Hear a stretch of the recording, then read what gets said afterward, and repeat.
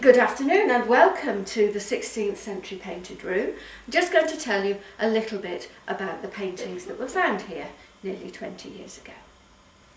Buried underneath various layers of plaster, paint and paper, all of which had accumulated on the walls in the intervening centuries.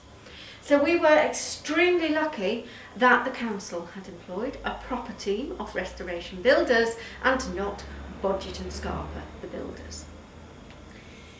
When they got here and began to rip off the various layers, almost immediately one of them noticed the paintings hidden underneath. So work was halted, English Heritage were consulted, and we then had a team of specialists from Oxfordshire to very carefully complete the task of cleaning the various layers off the top.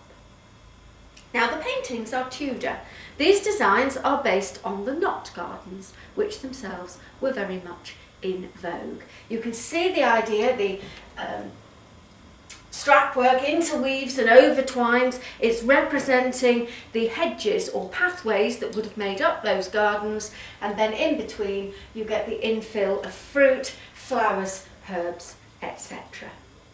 If you look closely, however, you'll see that the paintings also went over the timber frame of the house, so that it would give a very much more complete effect than we've got today, as sadly it hasn't survived awfully well on the woodwork.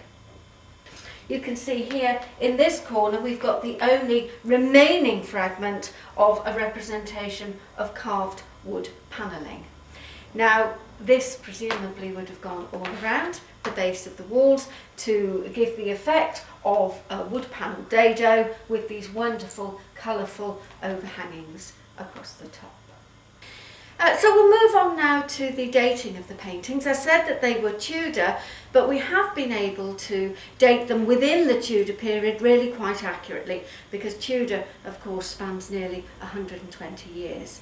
And the way that we've done that is by using the text that you can see here in the boxes. Now you can see it's in excellent condition in places, and it's been possible to identify the text. It is all from the Bible, 3 different Bible texts, all of them copied out of 3 completely different source books. So we've used the dates when those books were first printed as the more accurate guide to when the paintings were done, and this sets them somewhere between 1560 and 1570.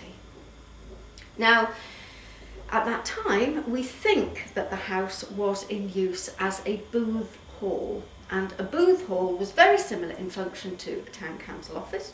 Interesting that we're using it for a rather similar function today, but in some ways not very surprising when you think of the position of the building in the town, directly facing onto the marketplace here, and of course on the original crossroads of Ledbury, so the Hereford-Worcester Road would have run right up the side of the building, so an important position for such a building. It would have dealt with all the normal governmental, local things that the town council does today, including the running of the market, which would have been taking place in the same position as we have it today, but of course it's too early for the market house to have yet been built. In addition, we're given to understand that the town constable with his wife and family lived on site in the booth hall.